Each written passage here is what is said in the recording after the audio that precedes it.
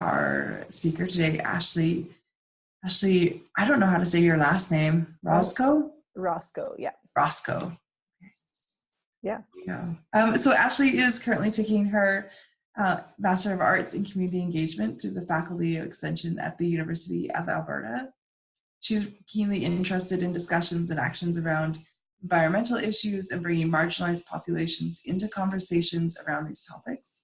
Her thesis research is currently being conducted within the context of the city of Edmonton, developing and implementing their climate change adaptation and resilience strategy, and also engaging communities and neighborhoods in their climate resilience planning. So she's completed her undergraduate degree in psychology at the King's University and really enjoys rock climbing in her spare time. So we're just so happy that we have Ashley on board with us today to take us through some of the research and the things that she's been learning as she goes. So over to you, Ashley.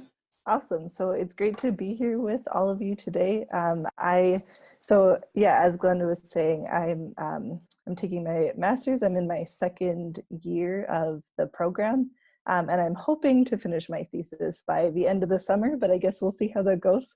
And I do want to say, however, that I've not entirely finished my data analysis or my write-up, so I don't know everything about my topic yet, but I'm trying my best. So at the end, I'll answer as many of the questions that you guys have, but I also would love to hear your thoughts and comments, as this is a learning process for me too. So, to start, if you want to go to the next slide. So as an outline or an overview of what I'll be talking about today, I'll explain a little bit about my research focus and some guiding questions that I have. I'll have some definitions and concepts that are beneficial for understanding my research and approach. I will talk about the context that my research fits into, which includes the City of Edmonton context, and then looking at neighborhoods more specifically. I'll explain my methods and then some preliminary results that I have seen so far. And then I will talk about some considerations and conclusions to kind of wrap up, and then I'll have some discussion questions. So hopefully we can talk a little bit more in depth about some of the aspects that my research brought forth, but also if there's anything else that you guys think would be beneficial to think about in this light, that would be great. So my research focus is on understanding how cities can work with people in vulnerable neighborhoods for climate resilience planning. So I'm thinking about what this might look like, what might be some key challenges when you think about this, and how can the city of Edmonton in particular work with more vulnerable communities. So my some of the questions that are kind of guiding my research is, what might climate resilience planning look like for vulnerable populations and diverse neighborhoods within a municipal context? And how might community relationships, or lack thereof, benefit or challenge climate resilience planning? So these are just some of the components. Regarding some definitions, so the City of Edmonton, sorry, I have this chat box open and I keep trying to move it around, but I think I'm just going to close it. Okay, so resilience. So the City of Edmonton has defined resilience as the capacity of a system to survive and thrive under changing conditions and to maintain its function during these changes. Resilience is the outcome that the City of Edmonton is striving for, and many other communities and municipalities are as well. And this can include building local capacity and ensuring that local needs are met. And then climate resilience adds on to this concept by including being prepared for climate change specifically, such as the ability to cope with gradual as well as potentially disastrous events. So this could include being prepared for things like hotter summers or stronger winds, greater frequency of storms, potential power outages, and so on. But climate resilience includes areas such as emergency preparedness, but also community resilience and being prepared specifically for climate change. So climate resilience can also put greater emphasis on what communities can do for themselves and how they can strengthen their capacities instead of concentrating on vulnerabilities to disasters or their needs in an emergency. And then in terms of environmental justice, I'm taking a bit of an environmental justice approach to my research because populations already facing social vulnerabilities and inequities are usually affected by climate change the most, but they are often excluded from climate change decision makings and conversations around these topics. So environmental justice aims to put marginalized or disadvantaged populations at the forefront when focusing on environmental challenges such as climate change. So I'm aiming to focus specifically on marginalized and vulnerable citizens within the city of Edmonton. So my research fits within this particular context. So the city of Edmonton has just finished developing this policy, which is called Climate Resilient Edmonton Adaptation Strategy and Action Plan, and they're currently in the process of implementing this. And part of the policy includes preparing citizens for climate change through engaging neighborhoods and other communities in climate resilience planning. So my research is focused on trying to figure out what engagement could look like in those more vulnerable neighborhoods and what climate resilience planning looks like there. So the city of Edmonton hasn't started on engaging neighborhoods in this work, but the plan is that they're hoping to build climate resilient plans in neighborhoods all across Edmonton so that they, in the case of a disaster, those neighborhoods can work to beat some of the challenges that they might be facing by building their connections and working together. And then the neighborhood context that I'm focusing on is two specific neighborhoods that are beside each other. Apologies, you can't see all of Edmonton, so you don't know exactly where the map is located, but I will talk about that. So my focus is specifically on these two neighborhoods, which is the Boyle Street and Macaulay neighborhoods. So these are vulnerable, but socially, culturally, and economically dynamic neighborhoods in Edmonton. Residents in these areas include culturally diverse people and families, as you can see in the chart, including many newcomers to Canada, as well as low-income populations. So these neighborhoods also encompass a variety of social service agencies for people experiencing poverty, homelessness, or marginalization. And then these communities, they're often talked about jointly. The lines are like fairly blurred between the two, so a lot of people call them like Boyle Macaulay. And many organizations kind of are blurred in those lines, and a lot of people from each community go to organizations across them. So these two areas, oh, and I didn't explain. So the Boyle Street community is just north of, just east of downtown, and then the Macaulay neighborhood is just directly north of that. So they fit like quite close to downtown, but are kind of seen as disjointed or different from like the downtown core. And these communities, something else that is really interesting to think about in light of my research is that there is a ton of new development that's happening in this area. So for example, in the middle of the Boyle Street neighborhood, I'm not sure if you can see a line, but there's like 103A Ave that's running in the Boyle Street area.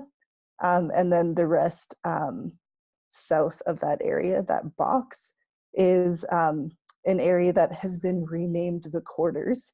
And it comes with a revitalization plan to redevelop the area and gain more economic opportunities. So this is kind of a controversial area as well, as conversations go from it's great to increase opportunities in this area to gentrification, in the sense that you're pushing people out that are living in that area or accessing resources there. So regarding my methods that I was using for my research, I did participant observation of public engagement activities and meetings. So that was specifically engagement sessions hosted by the City of Edmonton, and then other things that were going on in the city around climate resilience and community engagement and some of those conversations that were happening. As well as I did interviews and focus groups with key community members of the neighborhoods and leaders within the City of Edmonton. So that was in the interviews and the focus groups. So getting into a little bit of the meat.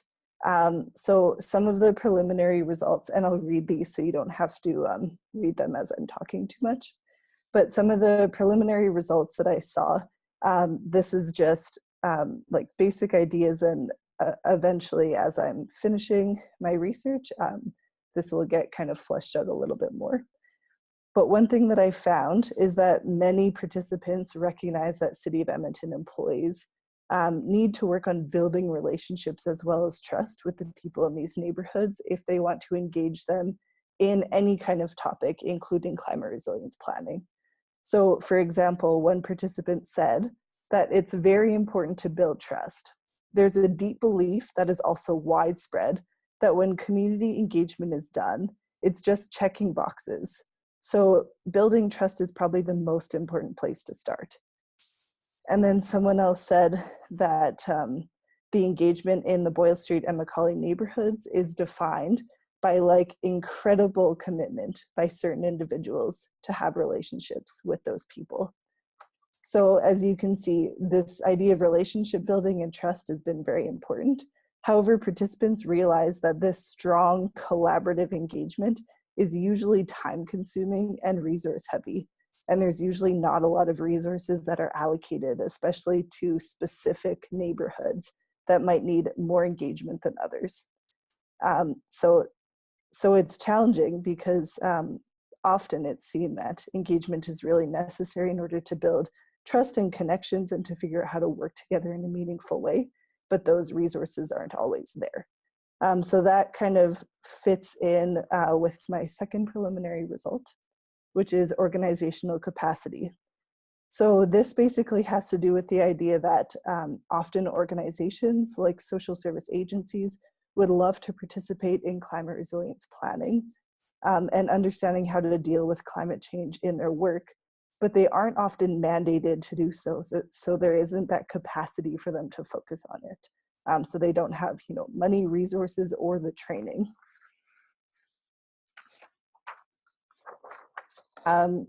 So this quote in particularly tells this quite well.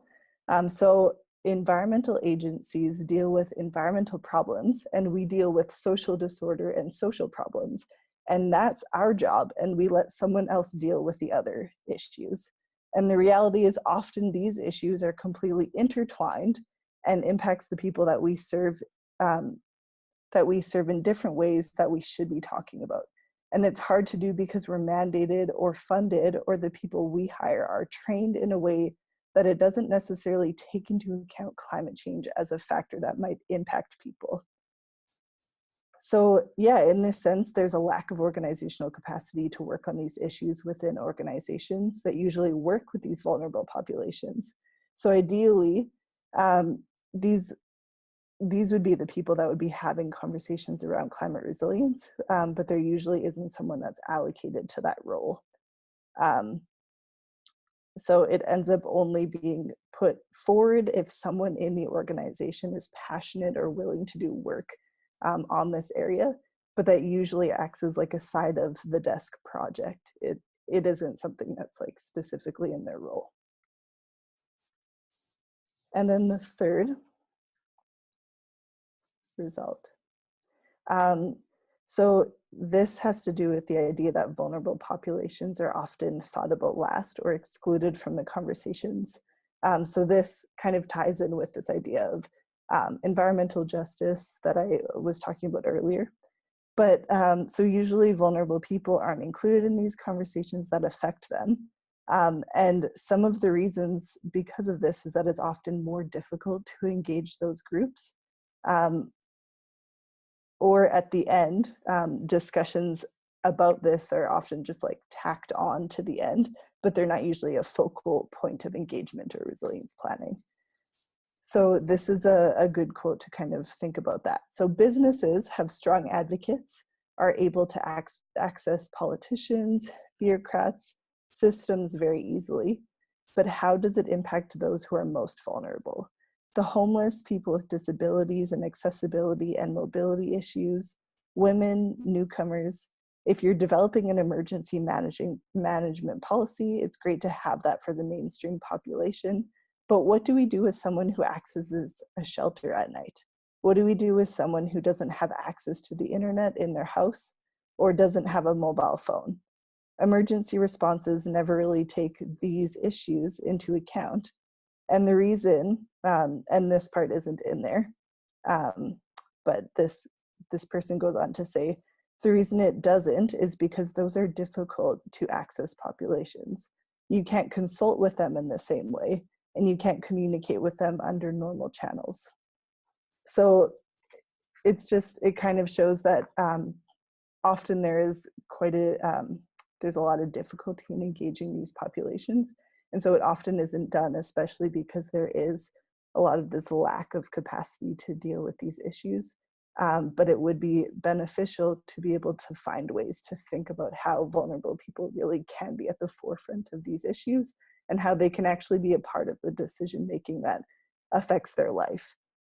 So a lot of my research was focusing on trying to engage these vulnerable populations to see ways that they think about these issues and the ways that they think that they could be part of the conversation. But it is very clear that it is a very time-consuming process and needs to take quite a bit of time in order to get to that. So yeah, it's super beneficial to do this, but it can also be quite challenging. So I realized that actually didn't take me that long, but I will go into some key considerations for my research. And then I would love to have a discussion going about some of these issues afterwards. So, so in summary, I find that it's very important for municipalities or anyone else working with marginalized groups to build relationships and trust. Often there's a lack of organizational capacity, which includes not having resources, time or capacity to incorporate climate resilience planning into other social or community development goals. And then vulnerable citizens are often excluded or thought of last. So for key considerations, one thing that I think is worth mentioning is that the resilience policy that's in place through the City of Edmonton is focused strongly on kind of a scientific and evidence-based approach to climate adaptation and resilience planning. And this is not necessarily a negative thing. However, quite a bit of research does discuss the importance of focusing on the social dimensions of climate change and the need to think about these aspects in the face of uncertainty. So social dimensions that are particularly important to focus on include the vulnerability, social justice and equity and inclusion. And these are discussed a little bit in the City of Edmonton policy, but really should be a focal point in order to think about vulnerable populations that might be impacted the most in the forefront of that work. And that also kind of goes with this idea of it's possible that there's certain neighborhoods or certain community groups that need different supports that might be different than other communities. And that can be kind of challenging to to kind of justify why some communities or some organizations might need more support.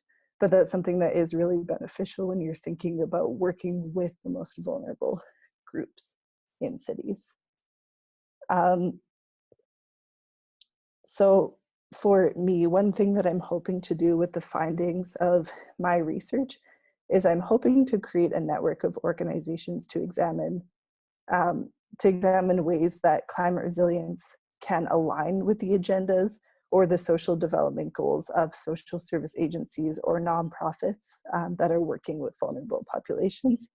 So this can hopefully address the lack of organizational capacity that these organizations to an extent have, and to examine how their own social agendas can align with and be pursued in relation to climate resilience goals and planning.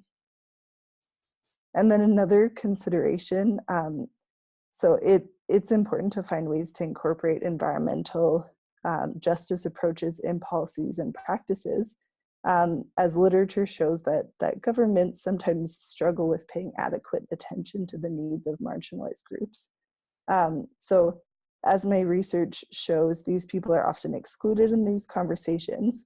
And one of the participants in my, that I was talking to, that I was interviewing, talked about one way that might be beneficial to bring these people into the conversations and kind of bring them at the forefront of policy and planning. It's like a similar idea to what exists with a gender-based analysis plus. I'm not sure if you guys have heard of that before, but this idea that you'd be looking at different policies and programs and initiatives by taking a gender-based lens. So making sure that the way that people experience, so diverse groups of women, men, and non-binary people experience these policies and programs are just, and kind of make sure that all people that are experiencing these policies are like done in a just way. So this interview participant was talking about how it might be useful to kind of think of creating like a vulnerable based assessment. So always considering vulnerable persons, so either people that are newcomers or have accessibility issues, things like that. Think about them in the context of every policy and every program that's in place to make sure that all of those are really thinking about the needs of the vulnerable when creating these policies. So yeah, I think it's very beneficial to find ways to specifically address the exclusion of vulnerable people in policies and practices. And with that, I would like to open it up for a discussion and ask, so related to what I was saying about creating some sort of like vulnerable based assessment or something like that, how could the challenges that are discussed in my research be addressed within policies or organizations? So something like a vulnerable based assessment. So I'm not sure exactly how we would be discussing this, Glenda, but. I think we have a small enough group that we can probably have this discussion as a big group discussion. We'll Okay. turn it over to the group if you have any thoughts on this. Or if you have any questions about Ashley's research, can we also throw that in there, Ashley? Yeah, absolutely. And if this is kind of too broad of a question, I do have another one that we could think of as well. Hey everyone, so Trevor here. I had a question. Oh, sorry, Glenda, did you have one? No, go for it, Trevor. Yeah, this is fairly timely. This is one of the theme areas within the Climate Change Task Force report that I'm putting forward in terms of a theme or a framework that we should be looking more closely at. And I guess the main policy that we're looking at to build on not only environmental and climate change policy direction, but as well as so the city of Hamilton, for example, has strategic priorities that relate to we developed, it's called Our Future Hamilton, that prioritize actions based on community consultation and input, and a lot of them are within the themes of social and environmental justice. And so the next step is, and we're actually having a presentation in June through Public Works, but it's this a woman who worked in Vancouver for a couple of years, but looking at strategic social procurement. And what I want to bring is not only social, but as well as environmental, and essentially bring it all together. But so essentially creating a strategic social and environmental procurement policy, because local governments have the operating budgets of local governments from the Association of Municipalities of Ontario, for example, have like I think it was $46 billion in operational budgets across Ontario. And so using that buying procurement power to further direct and achieve those social and environmental priorities that the city and the community has already said, okay, we want to work on that. How can we use the procurement policy to work towards achieving those citywide policies? Interesting. Yeah. Yeah, that is really interesting. I know that was something that I kind of was touching on. So one thing that I didn't mention is last summer I worked as a sustainability scholar for the city of Edmonton, kind of thinking about the way that they could incorporate community-based adaptation into their into the way that they're trying to engage citizens and communities in the plan. And one of the suggestions that I found from a lot of the research that I was doing is the importance of thinking about building connections and like building some sort of social infrastructure before you try to put climate resilience planning on that piece. And so that was something that was super beneficial, but again, that takes a lot of extra resources and a lot of justification to like, why is the climate, like the climate change program trying to like talk about social connections and building that, like there seems to be a bit of disconnection or siloing there. So I don't know if you have any thoughts on that, but yeah, there's challenges for sure.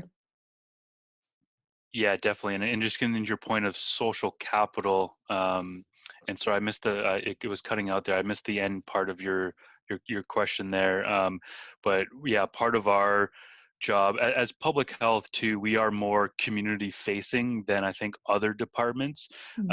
And the hardest part I think is bringing, and as you said, breaking down those silos. I think not only within the corporation, but as well as considering corporate policy and corporate work, considering that as the greater community and bringing together corporate and community all as one, and so that reaching out to the community and building that social capital. I think not only through community consultation, and for example, how we do that is we very closely partner and work with on a variety of different projects with key non-government organizations and nonprofit organizations who really have the expertise and the street knowledge, I guess, if you will, of how to properly connect. And so we kind of get and collect all of our information, and the avenue we take is partnering with those social and environmental nonprofit and non-government organizations. Yeah. Yeah, definitely beneficial building those connections. So, I mean, you're working in collaboration instead of trying to build something from the ground up by yourself. Yeah. Anyone else have any thoughts or questions or other discussion questions? It's Deb Gray here. I think that one of the challenges in terms, well, there's a number of challenges, but I think one of the key challenges on trying to get more focus on climate change or climate change related policy on the radar is the need for us to advocate that a changing climate or climate change is a social determinant of health. And until you can start to talk about it in those terms, and it has to be embedded into, I think that a lot of the work that agencies are doing around trying to help communities become more resilient, it's the same for climate. What they're doing to address climate change is just that sometimes there's not the connection of the dots there. And it's also taking a look at what are some of the drivers in terms of what we're reactive. All of our planning is reactive. We only really take, at least here in Alberta, which you'll probably be familiar with, Ashley, is that we don't really take a look at issues unless we're forced to, it becomes a crisis. A really good example of that would be the opioid fentanyl crisis. It's not something that happened overnight, but we didn't really react to it until it became a public health crisis. And the same with climate change. It's a slow moving disaster. And a lot of our planning, we're very good at planning for response, but the preparedness and the recovery phases of disaster, they're kind of still outliers a little bit. And I think that, it's, we have to start changing sort of conversations or how we talk about this, and helping people to understand the broad reach. I would also, curious your thoughts, is that vulnerability that you have, you're looking at vulnerability in climate change. It sounds like more from a socioeconomic perspective. Are you also looking at climate change in terms of just age and other factors? The reason I say that is that we often have that same conversation with recovery and flood, that we spoke to vulnerable populations, primarily being from that socioeconomic aspect, but sometimes the most vulnerable people, and it seems like an oxymoron, were those that um, were from higher, um, the people that were impacted sometimes the most, or in a different way, were people that you wouldn't expect to be, or wouldn't typically call them vulnerable. So from higher socioeconomic areas, meaning being is because people in those areas tend not to know how to access service or supports in their community. That's where the community development and that social capital comes from. But also when we're taking a look at climate change, a lot of what I've read, and it could be off, but it's also making sure that we're looking at vulnerable, not just from one area, but also age as well. So older adults especially, and kids and children too. So some of the higher risk populations that are out there too. Yeah, for sure. Those are areas that are definitely important to focus on for vulnerability. My research was focused more around those two neighborhoods that I mentioned. So I was thinking about the vulnerabilities that are in that area, and I also asked organizations and community members like who would be most vulnerable, like what are ways to what are ways to address that. So instead of me kind of imposing who I thought was vulnerable in the area, I was thinking about it from like this is a very dynamic, socially, culturally dynamic community who might be vulnerable in the area, and how can we work with those populations. So fair enough. Really this important is, yeah. ones to take a look at, because there's lots of factors there. Hi, it's Dave. I would support Deb when she mentioned about those vulnerable populations with that we might not classify as truly vulnerable. When we were working during our floods in 2013, and then the evacuation centers for Fort Mac here in Calgary, right on the front line as an evacuation center chief, we saw that type of group come in and not knowing how to access those services, and we spent a lot of time, and worthwhile time working with that population, and hopefully had some impact there.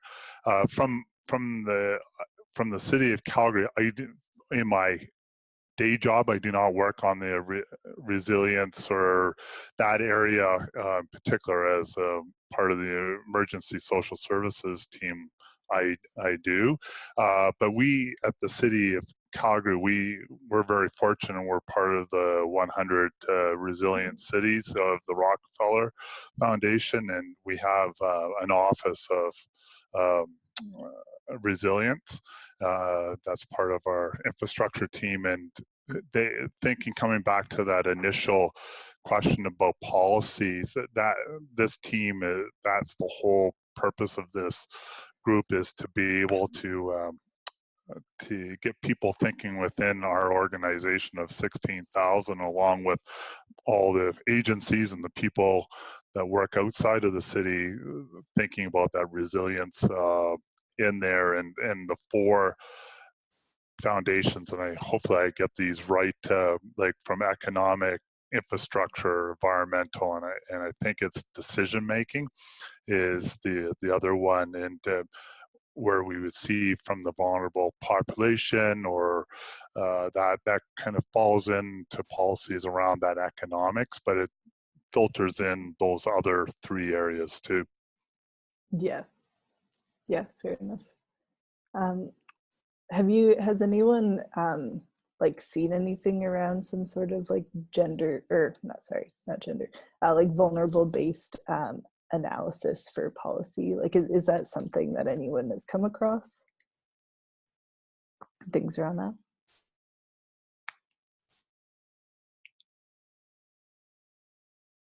No, hey, I guess not. All right, so I guess we can move on to the next question. Sorry, Ashley, just real quick, this is Trevor here. I was kind of contemplating your question there. And if you can explain it maybe a little bit better, like the city of Hamilton and I know other municipalities would have neighborhood action plans. And so and there was a comment from Shannon, I believe, who's from TRCA, and I'd have to full-heartedly agree with her. The importance of cities and organizations to work at the neighborhood scale, because neighborhoods can vary, and especially when you talk about climate change, that's one thing I do try to pass on to my colleagues, is you need to think at a very spatially refined scale when you look at climate adaptation planning, which just means you need to look at the neighborhood scale, because climate change impacts can vary quite dramatically from neighborhood to neighborhood. Even in a single and extreme weather event, one neighborhood could be dramatically impacted differently than a neighborhood across the city. So I think in terms of a policy, in terms of a vulnerable neighborhood approach, I think those would be considered within the neighborhood action plans. However, I'm not very familiar with what the city or what other municipalities would include in those neighborhood action plans, but I would have to assume it would include social economics, social determinants of health, and other social economic status, or SES indicators. Yeah, for sure. Yeah, and thank you, Shannon. Sorry, I missed that chat. I'm kind of new to Zoom, so I missed your answer there. Yeah, to build on Trevor, definitely at the City of Calgary, we have a neighborhood planning, emergency planning documents, and also resources to look at from emergencies at a neighborhood level and specific. In our last large exercise that took place last November, and I was on the planning committee, that was one of our objectives, that we approached the emergency from that neighborhood perspective, right down to it was the so-called tornado, but we looked at particular couple of neighborhoods and how that emergency would impact those specific neighborhoods differently, from the social economic, from infrastructure, etc., but really at a neighborhood perspective. Yeah, and I think so. That's one thing that I was looking quite a bit at was like, how do you build climate resilient plans at a neighborhood? But then also, what might that look like if a neighborhood is very diverse and you can't always bring people that are in the same geographical space into one room to have this conversation? So like assets in the community might be different for different people in the community, depending on like what group you're talking about. So yeah, bridging some of that, like building those connections, but then also thinking about ways that you might need to engage people differently, even in the same neighborhood. Yeah. Oh, my computer is gonna fall asleep. 1 second. I thought it was plugged in. Awesome. Well, do we have time to talk about the next question, or? Let's do it. We've got a couple, spend 3 or 4 minutes on this one. Okay. Oh, I see Shannon. TRCA SNAP program works with cities and communities to develop plans like this. It's all about a locally shaped approach, all types of deep engagement tactics, long-term capacity building. Yeah, for sure. Yeah, those are definitely important, and locally shaped approaches for sure, very beneficial. Awesome. Okay, so another discussion question that I had that I've just been thinking about is just like, what are some creative ways to engage vulnerable populations in climate resilience planning? And that could be many different vulnerable groups. So think about that, how you would like to, and then what considerations would maybe need to be taken into account depending on the groups that you're trying to engage.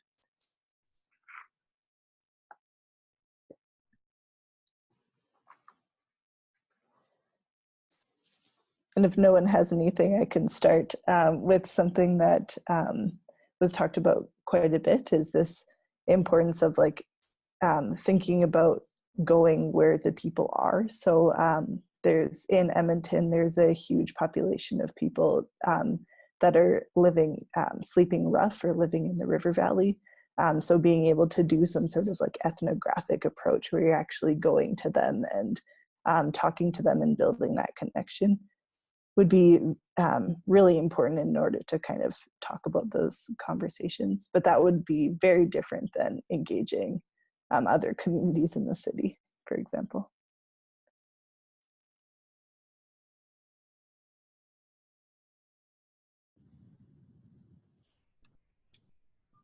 Yeah, Ashley, I'll just kind of quickly talk about the workshop. The couple of workshops that we've worked with the nonprofit organizations is it was fairly creative, I think, in terms of so we printed out an ortho imagery, which is a geographic information map, sorry, that just shows satellite imagery of a particular neighborhood, and we drew a 500-meter buffer, and we said, okay, and we went where that neighborhood was, and through a partnership with the nonprofit organization that also is housed within that neighborhood, had citizens kind of circle out and draw out where they specifically know where they can go to stay cool in the summertime, or get food, and then so it was really building that asset map physically, which then we geo-transposed onto this ever-growing map that eventually will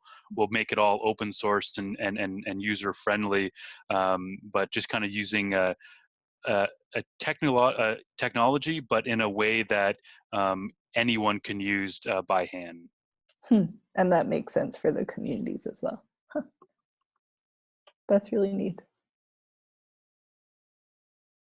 Anybody else have any thoughts? If not, and if there's no more questions, then thank you so much for letting me talk today and present some of my work. And let me know if you have any questions. Maybe Glenda can kind of give people my emails. I don't know how that works. Yeah, so thank you so much, Ashley, and thanks everybody for joining us today. For sure, we'll